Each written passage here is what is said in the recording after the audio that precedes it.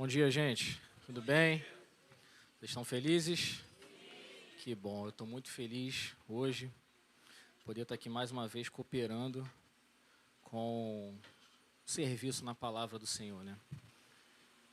Acho que tudo que a gente está construindo até agora, principalmente na série de Coríntios, é algo que é profundamente importante para nós nos dias de hoje. E hoje a gente vai abordar, posso dizer que dois assuntos, questão de maturidade e questão de cooperação, né? E no final a gente vai ver como essas coisas elas se entrelaçam, elas caminham juntas. Então até aqui a gente viu que Paulo, embora a igreja de Corinto tenha muitos problemas, e a gente já traçou assim, quais são esses problemas que a gente vai abordar, Paulo ainda está tratando do problema da unidade na igreja, ou as questões de divisões na igreja. E nesse capítulo 3 aqui, que a gente vai abordar hoje, dos versos 1 a 9, Paulo basicamente chega no cerne desse problema, do porquê que a igreja estava se dividindo, porquê que a igreja estava com tantos problemas naquele momento. E basicamente ele vai falar assim, o problema é que vocês são imaturos. E vocês são imaturos porque vocês são carnais. E essa carnalidade de vocês está gerando essa divisão. E aí ele vai, a partir disso, falar como ele e Apolo não são pessoas que a igreja deve olhar para eles e falar assim, nossa, eu prefiro ser um discípulo de Paulo. Não, eu prefiro ser um discípulo de Apolo. Paulo vai tratar falando que nem ele, nem Apolo, nem qualquer outro mestre que possa aparecer na igreja, tanto de Corinto quanto em qualquer outra etapa da igreja na história, é digno de admiração. Mas só um é digno, que é Jesus. E que a sua igreja não deve se dividir em torno de algo que eles julgavam muito mais interessante, que é a sabedoria humana. Eles basicamente se dividiam por conta das suas preferências, do modo de pregar, do estilo de ensinar, alguma outra coisa. Mas Paulo vai ser enfático nisso e falar assim, olha, não olhem por esse lado. Eu e Apolo não somos nada mais do que meros cooperadores. Nós somos trabalhadores de um Senhor, e esse Senhor é Deus, a qual chamou vocês e chamou a todos nós para a comunhão com o seu Filho. Amém, gente? Então vamos lá. 1 Coríntios 3, hoje a gente vai ver do verso 1 até o verso 9. Como de costume, a tradução aqui é da NAA. Todo mundo achou? Então, vamos lá. Eu, porém, irmãos, não pude falar a vocês como pessoas espirituais, e sim como a pessoas carnais, como a crianças em Cristo. Eu lhes dei leite para beber, não pude alimentá-los com comida sólida, porque vocês ainda não podiam suportar. E nem agora podem, porque vocês ainda são carnais. Porque se há ciúmes e brigas entre vocês, será que isso não mostra que são carnais e andam segundo os padrões humanos? Quando alguém diz, eu sou de Paulo, e outro diz, eu sou de Apolo, não é evidente que vocês andam segundo padrões humanos? Quem é Paulo e quem é Apolo? São servos por meio de quem vocês creram. E isso conforme o Senhor concedeu a cada um. Eu plantei, Apolo regou, mas o crescimento veio de Deus. De modo que nem o que planta é alguma coisa, nem o que rega, mas Deus que dá o crescimento. Ora, o que planta e o que regam são um, e cada um receberá a sua recompensa de acordo com o seu próprio trabalho. Porque nós somos cooperadores de Deus, e vocês são lavoura de Deus e edifício de Deus. Então, o primeiro ponto que Paulo vai tratar aqui é sobre essa imaturidade espiritual dos irmãos da igreja de Corinto. E ele vai falar que ele não pode falar aos coríntios como espirituais, porque eles eram carnais. E ele começa aqui no verso 1, eu, porém, irmãos, não pude falar a vocês como pessoas espirituais, e sim como pessoas carnais, como crianças em Cristo. A NTLH, ela traz esse versículo do seguinte modo, na verdade, irmãos, eu não pude falar com vocês como costumo fazer com pessoas que têm o Espírito de Deus. Tive de falar com vocês como se vocês fossem apenas pessoas do mundo, como se fossem crianças na fé cristã. O primeiro ponto aqui que a gente precisa destacar é que essas pessoas como não espirituais, Paulo não está dizendo que elas não têm o Espírito Santo. Pelo contrário, elas têm o Espírito Santo. O problema é que eles não se comportam como alguém que tem o Espírito Santo. E aí, por isso, ele vai falar, e também ele fala que no início ele não pôde falar como pessoas espirituais, muito por conta da sua iniciação na fé. No momento da pregação de Paulo, eles eram novos convertidos. Então, existiam coisas assim, mas vamos tratar assim, deixa eu falar e depois eu explico. Existem coisas que ele não podia falar de certo modo. Mas isso não significa que Paulo não podia fazer uma abordagem completa do Evangelho. A gente não pode pensar que Paulo selecionou alguns elementos do Evangelho de Cristo que ele iria ensinar aos coríntios. A diferença aqui não é o que Paulo ensinou, é a forma que ele ensinou. O que Paulo está falando aqui que não pôde ensinar como pessoas mais maduras, como pessoas espirituais, e sim como crianças, como pessoas inexperientes, ele fala na forma de ensino. Por exemplo, agora recentemente na Páscoa, a gente viu como a Gil trabalhou com as crianças a questão de toda a dinâmica do momento da Páscoa. Amém ou não? Mas será que foi da mesma forma como a gente tratou aqui?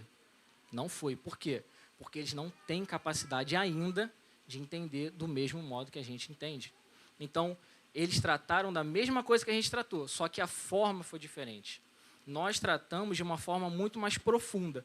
Eles vão tratar, vamos dizer assim, de uma forma mais rasa. É isso que Paulo está querendo dizer. Paulo tratou com eles de início sobre um modo mais básico, vamos dizer assim, um nível 1. E o que ele espera, ou o que ele esperava, era que os irmãos se desenvolvessem em maturidade a ponto de que mais à frente ele pudesse tratar dos mesmos assuntos de forma mais profunda. Amém? Estamos indo junto? Então vamos lá. Agora, um ponto. E hoje eu vou tratar vou ter alguns destaques aqui de algumas palavras que no grego vai fazer mais sentido para a gente compreender de fato o que Paulo está falando. Quando ele fala aqui de pessoas carnais, essa palavra carnais no grego é sarkinoi. Sarkinoi, ela é uma palavra que ela tem a raiz sarx, que é carne em grego, e esse sufixo inoi, que significa feito de, ou seja, pessoas feitas de carne, humanos. Sarkinoi, ele não é um sinônimo para, por exemplo, psíquicos. Quando Paulo fala isso sobre o homem natural, lá no capítulo 2, verso 14. Porque psíquicos é uma palavra que ela define alguém que não tem o Espírito Santo. Por isso que ele fala que o homem natural não consegue discernir as coisas do Espírito, porque ele não tem o próprio Espírito. Então, Paulo não está falando que esses irmãos não tinham o Espírito Santo. Ele só está falando que na questão da imaturidade deles, ele não podia tratar com eles de assuntos de forma profunda. Amém? Estamos indo? Então, eles não eram, na verdade, espiritualmente maduros, né? E quando a gente fala sobre imaturidade, e trazendo um pouco para os dias de hoje, a gente precisa entender que a imaturidade em si, ela não é um pecado, ela não é um problema. Porque em algum momento da vida, nós fomos imaturos. No início da nossa jornada, da caminhada da fé, nós fomos imaturos. Nós éramos essas crianças na fé. E em muitas outras coisas, em todos os segmentos da nossa vida, em algum momento nós fomos imaturos, nós fomos crianças. Então, o próprio elemento das crianças, sentadinha no colo, ouvindo, brincando e tal, elas não têm a mesma condição de nós de estar prestando atenção no que está sendo falado. Quando você inicia uma carreira profissional, quando você inicia algum curso, alguma área de estudo, você é um iniciante. E não tem problema, porque isso é natural da vida. O problema é quando a gente já caminha anos e anos e anos dentro de uma dinâmica de evangelho e a gente continua como se a gente tivesse convertido ontem. O que Paulo vai falar é que o problema não é a imaturidade em si. O problema é você continuar sendo imaturo. E esse, infelizmente, é um problema das nossas igrejas. Cristãos que já estão no evangelho há 5, 10, 15, 20, 30 anos, mas quando você olha para ele, parece que ele é convertido há uma semana. Você olha para cristãos que têm orgulho de declarar que eles têm 30 anos no evangelho, mas nunca leram a Bíblia toda. Eu disse aqui, acho que foi na última pregação, que um irmão uma vez chegou para mim, quando eu fui abordar ele num erro de determinado ponto, ele falou assim: irmão, não precisa, porque o tempo que você tem de vida, eu tenho de evangelho. Eu nem lembro qual era o problema que eu estava tratando com ele, mas eu sei que não era algo muito profundo, era uma interpretação básica. Isso prova que é uma pessoa que não cresceu em maturidade dentro do evangelho. Então isso precisa ficar muito patente na nossa mente. Precisamos amadurecer. Precisamos sondar as nossas vidas e pedir ao Espírito de Deus para que Ele sonde o nosso coração e revele qual é o nosso verdadeiro estado em relação à maturidade. Será que nós já estamos maduros ou a gente ainda está verdinho lá? Como que está a sua vida hoje? Quando você olha e você medita sobre a sua trajetória no Evangelho, o que você pode dizer de você mesmo? Você ainda é um cristão imaturo ou você é um cristão maduro? Foi falado aqui agora. Precisamos ser maduros, porque o Senhor quer casar. Jesus não volta para uma igreja imatura. Jesus não volta para casar com uma criança. Jesus não é um pedófilo. E a gente já falou isso aqui. Então, é obrigação da igreja crescer em maturidade. É obrigação da igreja crescer no conhecimento do Senhor. É obrigação da igreja crescer nesse conhecimento da palavra de Deus, crescer em devoção, crescer no conhecimento do coração do seu Deus. Amém, gente? Então, Paulo está censurando isso, a imaturidade dos coríntios. E aí, por isso é que ele vai explicar porque ele forneceu leite e não alimento sólido, porque isso era devido à imaturidade deles. Aí o verso 2 ele diz: eu lhes dei leite para beber, não pude alimentá-los com comida sólida, porque vocês não podiam suportar. Então isso mostra, de certo ponto, um zelo de Paulo com aqueles irmãos. Se Paulo, de repente, tivesse chegado com teologia muito pesada, talvez teria criado um parafuso na mente daqueles irmãos, e aí eles não iam entender nada. Mas agora vem a crítica de Paulo.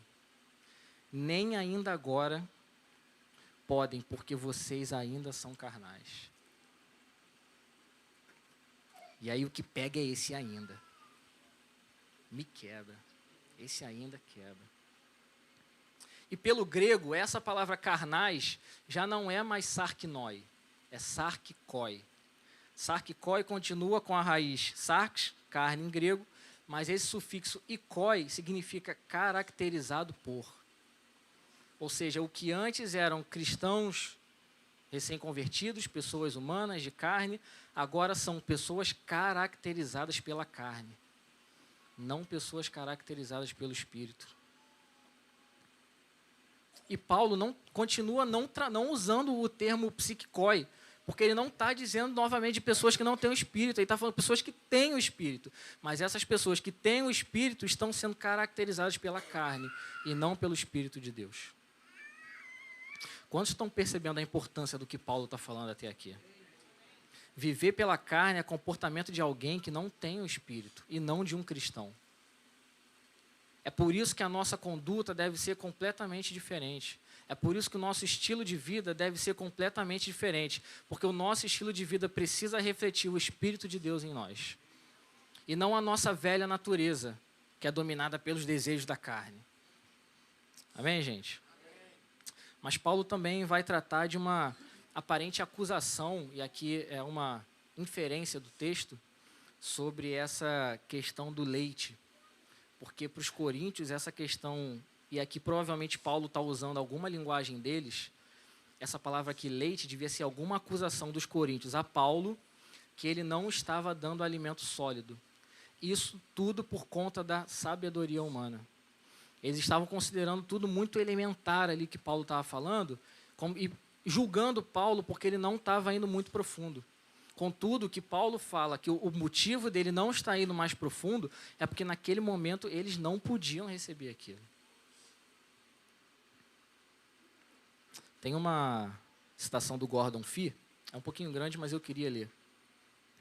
Diz assim: ao considerarem que o ensino de Paulo é leite para criancinhas, mostram que eles mesmos são simples bebês e abandonaram o evangelho por algo que pode parecer alimento sólido, mas não têm absolutamente nenhum valor nutritivo, ou seja, a sabedoria.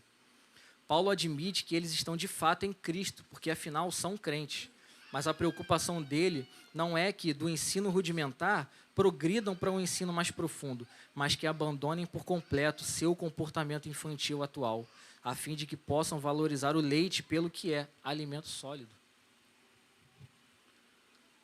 Ou seja, o leite que Paulo estava dando para eles e que eles estavam julgando algo insuficiente, era algo extremamente poderoso para a condição deles naquele momento. Não era algo que eles deveriam rejeitar, mas algo que eles deveriam receber com alegria.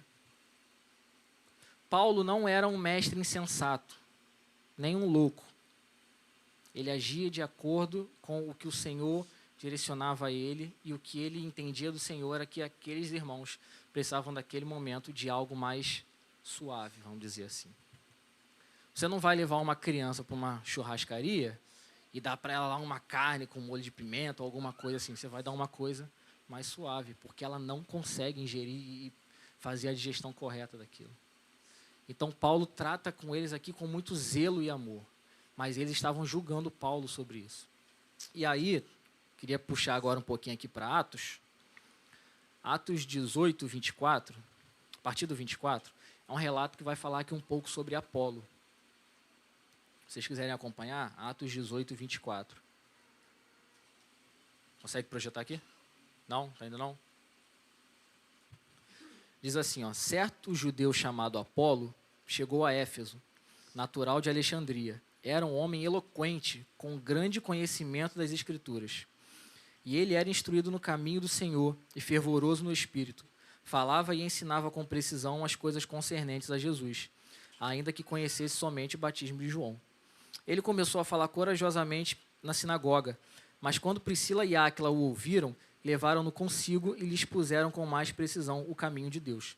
Então a gente consegue ver com isso aqui que basicamente, e não é uma referência do texto, mas uma inferência aqui, que eles estavam talvez escolhendo Apolo por causa dessa sua condição mais erudita. Alexandria não era um berço da filosofia ou dessa sapiência humana, mas era um lugar de muita sabedoria, de exercício de muita sabedoria, de muita filosofia. Então, alguns poderiam estar olhando para Paulo e falando assim, pô, esse cara aqui está dando alimento insuficiente, está dando papinha. Ou o Apolo está vindo com a picanha no espeto. Então, vou para o lado do Apolo.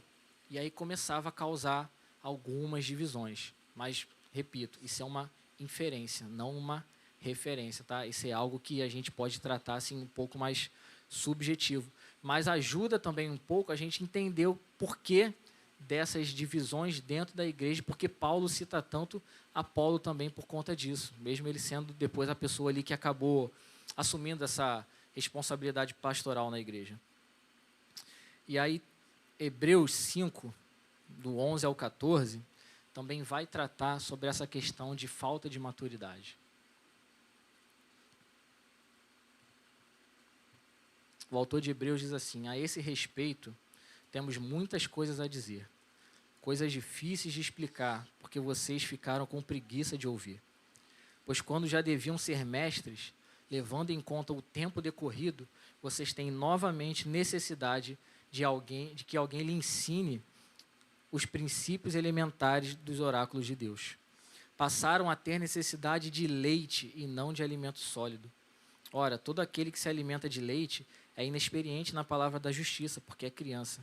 Mas o alimento sólido é para os adultos, para aqueles que, pela prática, têm as suas faculdades exercitadas para discernir não somente o bem, mas também o mal. Então, Paulo está tratando que esse espírito partidário na igreja de Corinto era fruto de uma imaturidade entre os irmãos. Falta de crescimento. Isso precisa mudar no nosso meio. E a continuação da imaturidade, ela é revelada através do comportamento desses irmãos. E aí ele vai falar sobre inveja e divisão. Verso 3. Porque se há ciúmes e brigas entre vocês, será que isso não mostra que são carnais e andam segundo os padrões humanos? De novo, quero ler aqui pela NTLH, que ela diz assim, porque vivem como se fossem pessoas deste mundo. Quando existem ciumeiras e brigas entre vocês, Será que isso não prova que vocês são pessoas deste mundo e fazem o que todos fazem?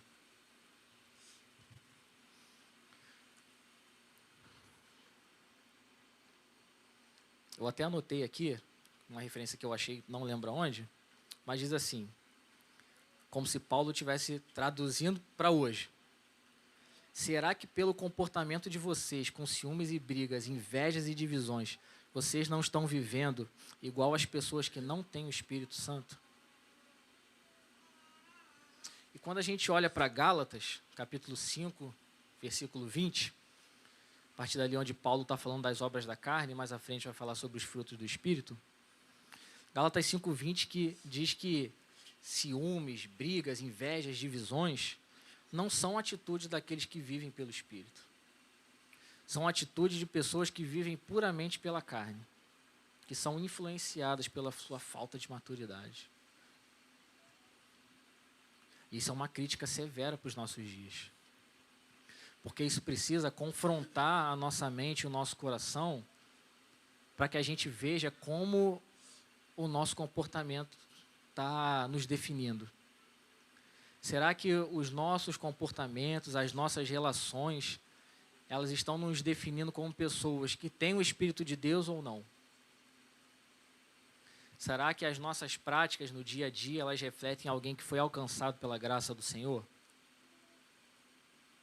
Ou será que para as pessoas no nosso círculo de convívio, nós somos apenas fanáticos que vêm na igreja todo domingo?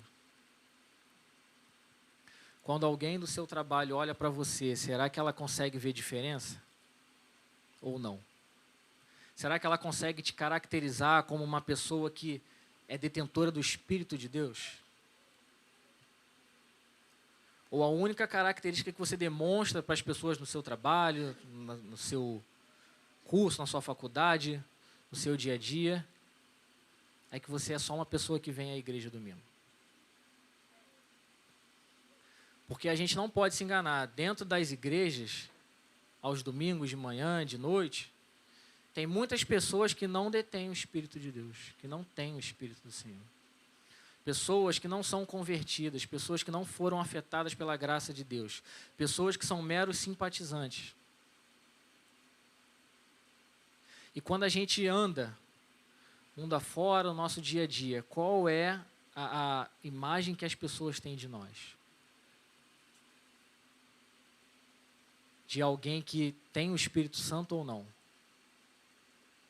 Será que no seu trabalho, quando acontece alguma coisa que você fica chateado ou irado, qual é a sua resposta a isso? Nas suas relações com os seus amigos, com os seus familiares, quando acontece alguma coisa que te entristece, e algumas coisas até que pode tirar a sua paciência, qual é a sua resposta? É de alguém que é movido pela natureza pecaminosa ou de alguém que é movido pelo Espírito de Deus? Essas são perguntas que precisam estar bem frescas na nossa mente. Qual tem sido a nossa conduta? Como tem sido o nosso estilo de vida? Será que nós estamos caminhando em maturidade e para a maturidade ou não? Receber o Espírito Santo dá início a uma nova vida. Ninguém que detém o Espírito pode continuar vivendo da mesma forma.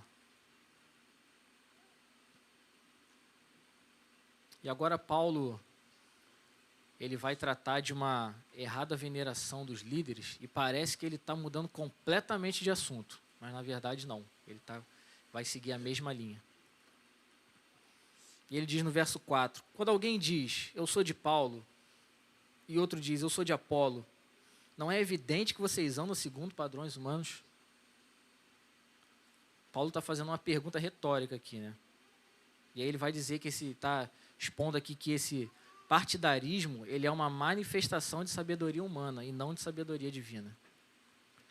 Quando os irmãos estavam se dividindo em partidos, em grupos políticos, eles estavam demonstrando que o que eles estavam exaltando e o que eles estavam tomando como apropriação para a sua vida não era uma sabedoria que ela é advinda de Deus, mas uma sabedoria simplesmente humana. Porque eles estavam escolhendo, como se eles tivessem direito de escolher algum mestre de preferência, por conta de padrões puramente humanos. Por quem eles achavam melhor na fala, por quem eles se identificavam melhor com alguma coisa.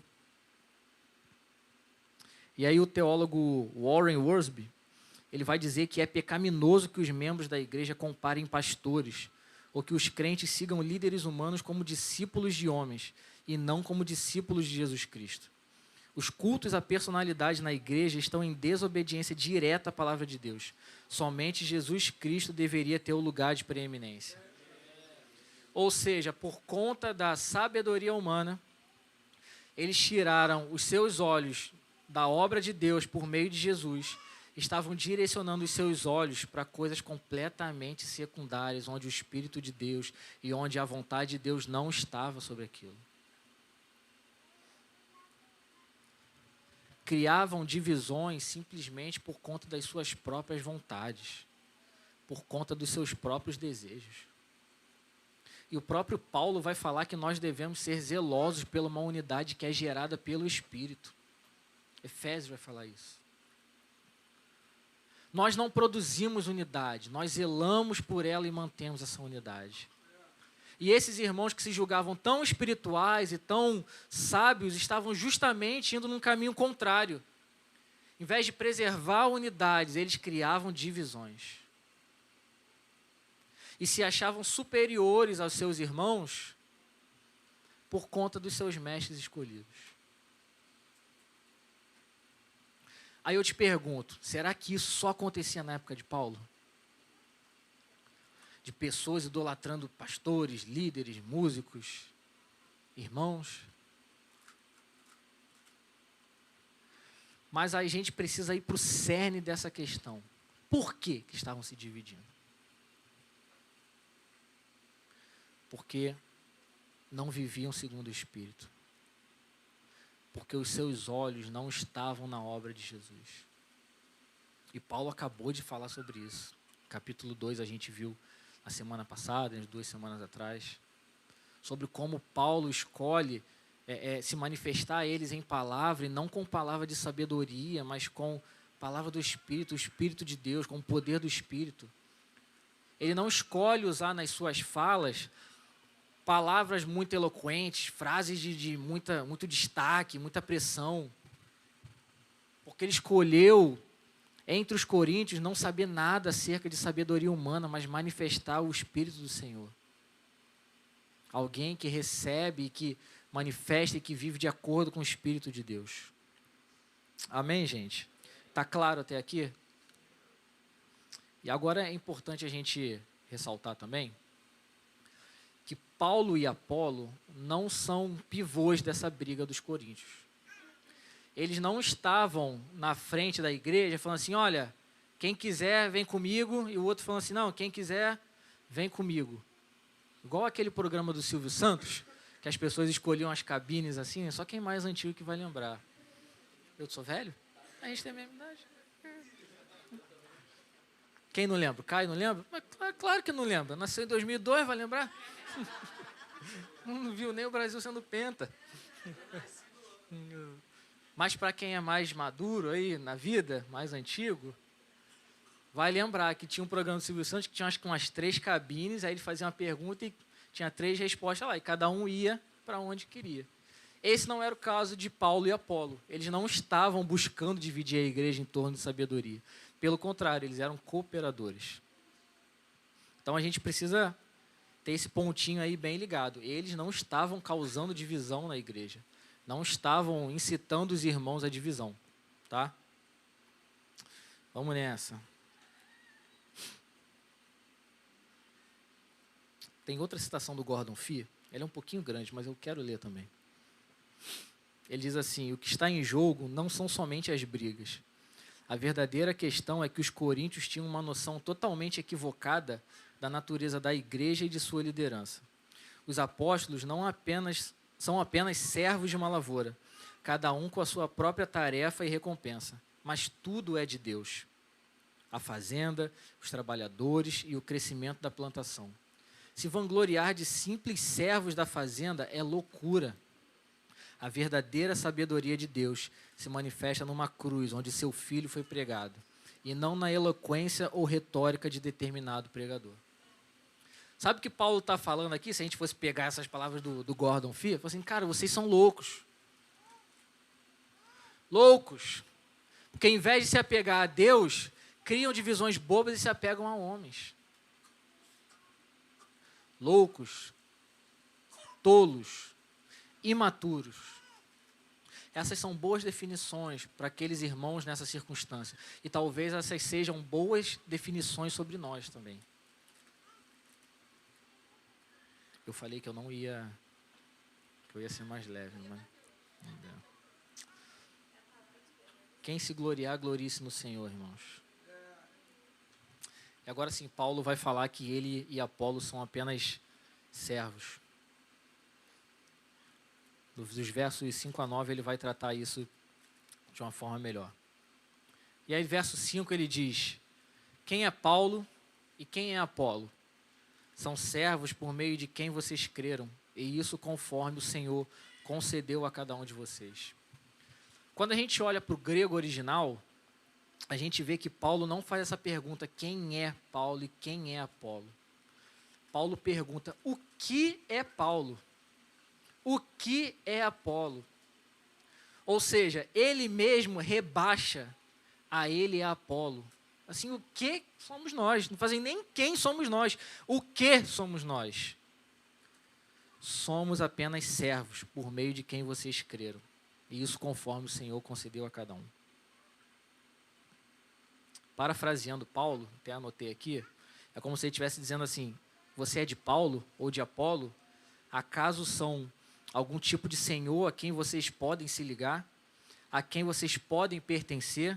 Afinal, vocês não sabem o que Paulo e Apolo realmente são? E Paulo não tem uma intenção aqui de excluir a contribuição de Apolo, nem o seu serviço. Tanto que ele se equipara a Apolo. Mas ele quer trazer essa consciência aos coríntios que eles são apenas servos. Eles não são pessoas dignas de uma admiração cega a quem os irmãos devem se apegar. Antes, eles devem se apegar a Deus, que é Senhor de toda a lavoura, Ele que constrói o edifício, Ele que resgata o homem. Paulo e Apolo não têm poder de resgatar homem nenhum do seu estado de pecado, do seu estado de miséria. Mas Deus tem esse poder. E Deus comissiona esses irmãos para a plantação e regar ali o plantio de Deus, a fim de que os irmãos cresçam em sabedoria e maturidade. E ele vai seguir dizendo, eu plantei, Apolo regou, mas o crescimento veio de Deus. De modo que nem o que planta é alguma coisa, nem o que rega, mas Deus que dá o crescimento. Ou seja, tirem os seus olhos de nós. Olhem para quem nós estamos pregando. Parem de divisões bestas. E olhem para quem é o alvo da nossa pregação.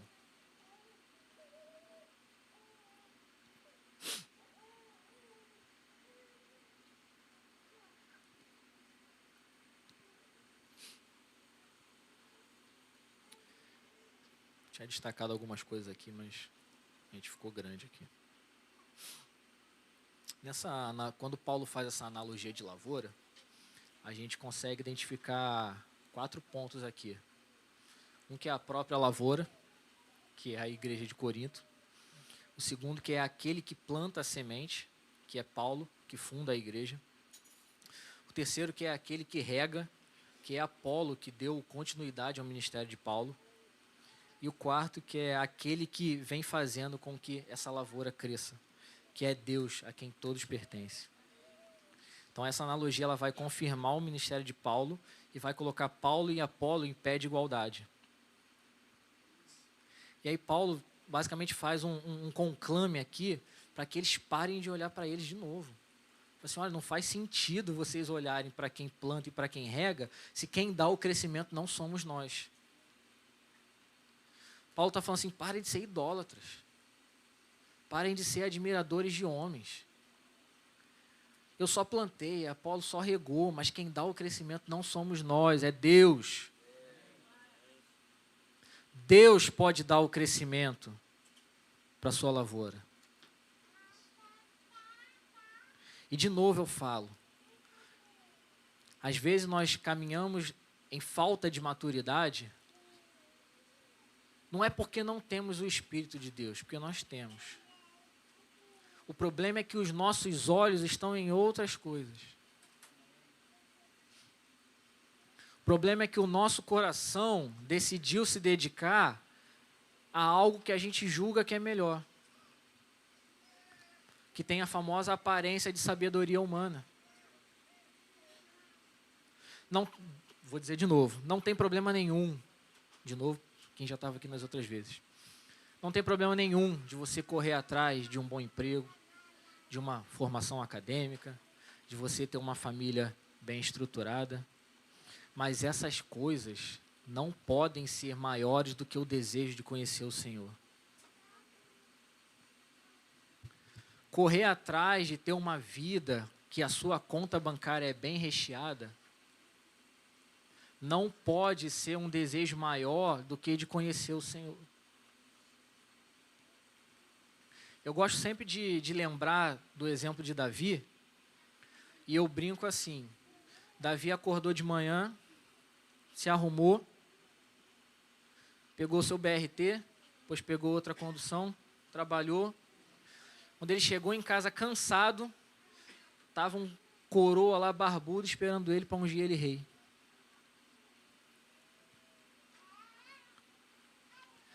Isso para mim mostra, e talvez seja uma heresia particular, ou não, que não depende da força do nosso braço.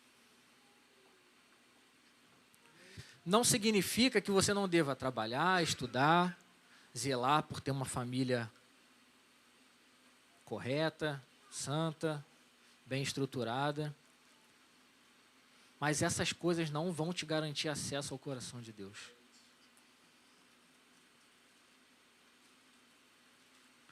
Davi estava ali, simplesinho. Todo dia ele ia lá, cuidava das ovelhas do pai, levava a marmita para os irmãos na guerra e tal, fazia tudo direitinho, obedecia e tal. E de repente Davi alcança graça aos olhos do Senhor, e aquele simples menino pastor de ovelha, que devia ter ele por volta dos seus 15 anos, chega em casa e está sua família reunida, junto de Samuel, esperando ele para ungir ele rei. Imagine se Davi tivesse desesperado, não, porque meu pai tem que comprar mais ovelha, porque eu tenho que ganhar mais ovelha, porque cada ovelha é uma comissão que eu ganho, então eu vou ficar desesperado. Não, cara. Deus pode mudar a situação e a circunstância de uma pessoa do dia para a noite. Deus pode fazer com que amanhã você esteja passeando no Barra Shopping e aí você veja uma criança numa cadeira de roda, o Espírito te impulsione a orar por ela e o pai dessa criança fala assim, poxa, eu já fui em todos os médicos que eu podia e ninguém pôde ajudar o meu filho. Mas você pôde, então eu quero te dar metade da minha fortuna. E esse cara, de repente, é um bilionário.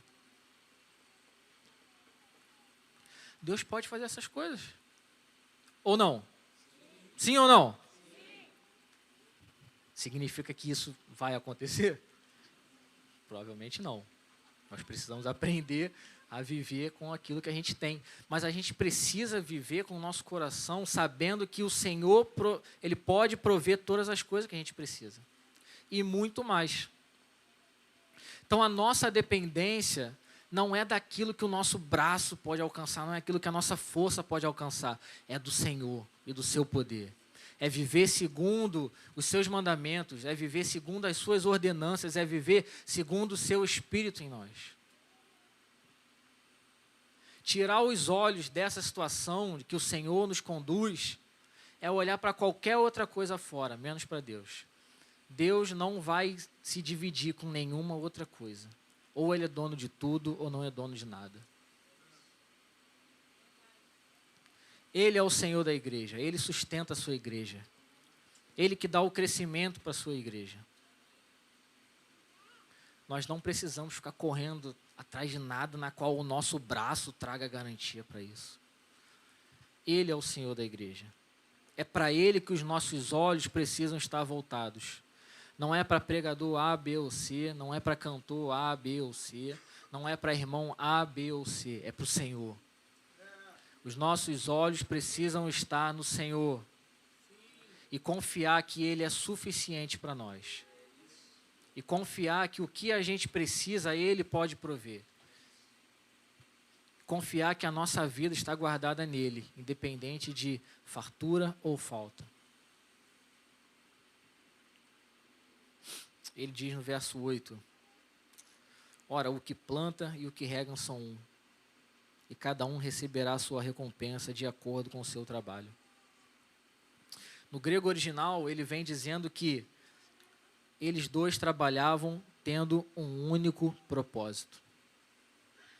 Ou seja, a divisão que aqueles irmãos estavam fazendo era totalmente errada. As suas preferências, elas eram incongruentes com aquilo que Paulo e Apolo ensinavam.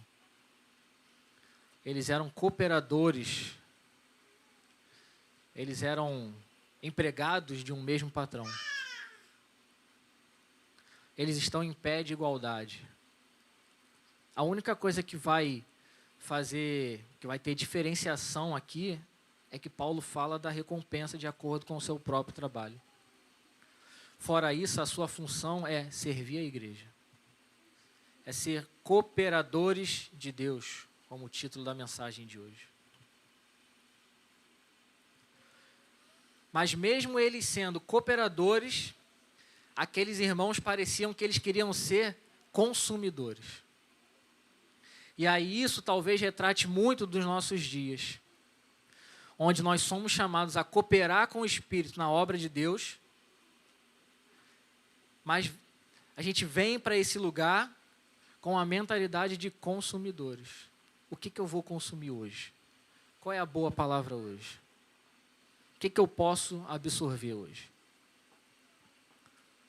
E aí, quando a palavra não é de acordo com o que você queria, você descarta, porque aquilo não foi bom para o seu consumo. E a gente vai vivendo nessa mentalidade de consumidores e não de construtores. E Deus está nos chamando para construir algo. Não para consumir algo. Porque para quem quer consumir, é muito mais fácil e mais cômodo ficar de casa. Se você quer ser um consumidor para o resto da sua vida, eu vou te dar um conselho de irmão: fique em casa. Assiste o culto de casa, é mais fácil para você. Você não gasta combustível, você não gasta passagem. Você não precisa nem tomar banho se você não quiser. Ó, quem riu aí é que... Agora, o chamado do Senhor é para cooperar numa construção. Embora o crescimento seja único e exclusivamente dele, ele nos chama para essa obra. Porque ele é um Deus relacional. Se ele pudesse, ele podia fazer todas as coisas num estalo de dedos. Mas ele nos chama para cooperar, para trabalhar. E cada vez que a gente é inserido nesse esquema de cooperação, de trabalho, de serviço, parece que mais os nossos olhos ficam fixos nele. Mas parece que quanto mais o nosso coração deseja consumir, parece que a gente vai se afastando e voltando os olhos para outras coisas. Então Paulo está falando de novo: parem de se dividir. Porque essa divisão é carnalidade, é imaturidade, e é fruto de que os seus olhos estão em outras coisas. Essas outras coisas que os coríntios estavam olhando era sabedoria humana. Estavam esquecendo completamente de como Deus manifesta a sua sabedoria, que é por meio de Jesus pregado numa cruz. Então, se existe uma direção, e ela existe, que é para onde os nossos olhos precisam estar, é para a cruz de Cristo. Ele termina falando: porque nós somos cooperadores de Deus, e vocês são lavoura de Deus e edifício de Deus. E eu não quero muito entrar nesse aspecto aqui de edifício, porque acho que é mais para outro expositor, não vou dar spoiler. Mas eu queria focar muito nisso: nós somos cooperadores de Deus. E como cooperadores, como está sendo essa nossa cooperação? Será que de fato nós somos cooperadores? Será que de fato nós estamos dispostos em servir? Ou será que o nosso coração só quer consumir? Será que os nossos olhos estão em Deus? Ou será que os nossos olhos estão em outras coisas? Como tem andado a sua vida em relação à maturidade cristã? Como você se enxerga hoje? Um cristão maduro, ou caminhando para a maturidade, ou ainda uma criança na fé? Será que a nossa vida tem sido uma progressão, ou a gente já entrou num estágio de letargia que a gente parou e adormeceu? Será que o nosso prazer é a lei do Senhor e nela nós meditamos de dia e de noite, de dia e de noite? Ou será que ler a Bíblia é só uma obrigação? Será que ter o nosso momento de comunhão e devoção com o Senhor é algo que nos gera prazer? Ou será que nós estamos indo para esse lugar só para bater um ponto? Caso o pastor pergunte, eu posso falar, não, eu orei hoje. Estou certinho. Isso reflete se os nossos olhos estão em Deus ou não.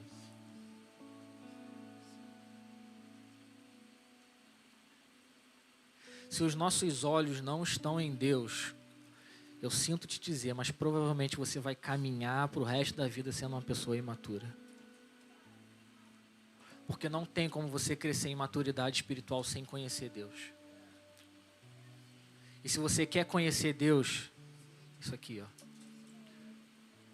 Para de preguiça. Para de procrastinar.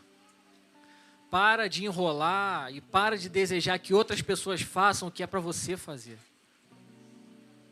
Quer conhecer a Deus? Não espere um domingo de manhã. Entra no seu quarto, fecha a sua porta e fala com Deus. Quer conhecer o Senhor? Não precisa esperar a próxima mega conferência. Abre as suas escrituras e se debruça sobre ela. Eu conheço um homem, de longe, que ele, semi-analfabeto, ganhou uma Bíblia de presente. E aí ele entrou no seu quarto, falou assim, Espírito Santo, eu não sei nem ler direito, mas você pode me ensinar. E sabe qual a boa notícia? O Espírito ensinou. E esse homem hoje, ele é um autor de livros. Livros cristãos.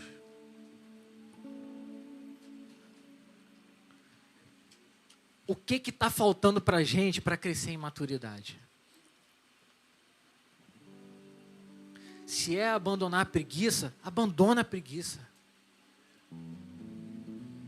Se é abandonar a procrastinação, abandona a procrastinação. Se o seu problema é falta de tempo, irmão, eu sinto te dizer, o seu problema não é falta de tempo, é falta de prioridade. Porque eu aposto que a sua rede social está em dia. Eu aposto que a sua conversa com os seus amigos está em dia. Eu aposto que a sua série está em dia. Ninguém pode dizer, eu não tenho tempo para Deus.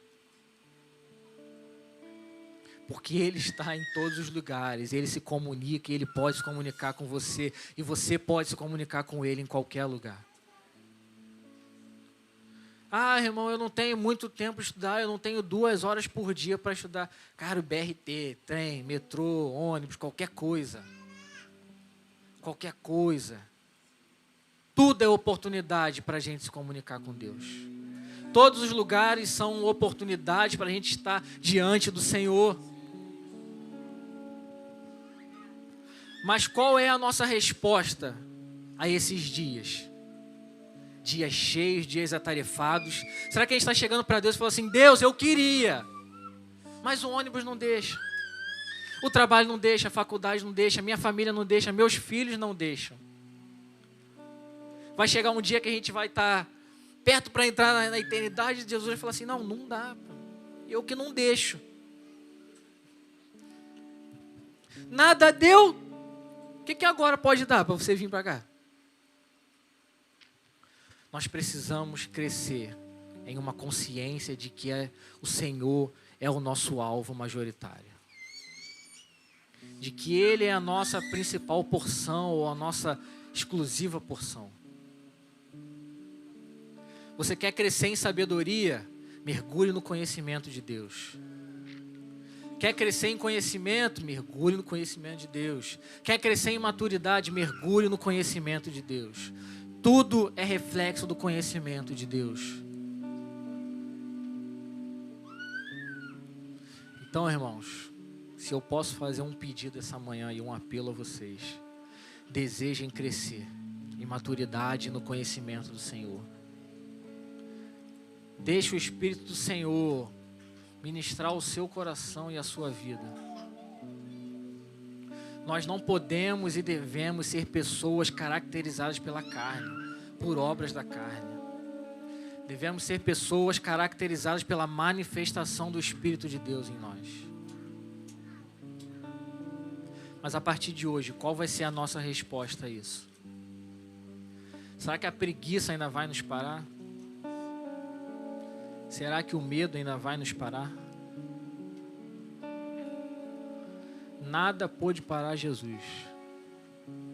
E se você precisa de uma motivação, olha para Ele. Olha para Ele. Olha para Ele. A sua preguiça ou a sua falta de tempo não é maior do que o sofrimento que Ele levou sobre si. O seu cansaço não é maior do que ser esbofeteado, chicoteado, espancado, crucificado. Todas as nossas limitações não se comparam ao sofrimento que Jesus sofreu por amor a nós. E se de fato somos pessoas detentoras do Espírito de Deus, qual é a nossa resposta a isso? Eu te digo, vivam pelo Espírito e não satisfaçam os desejos da carne. Então, irmãos, que o Senhor abençoe vocês, que o Senhor nos conduza a um tempo de maturidade e de conhecimento dEle, para a glória do Senhor.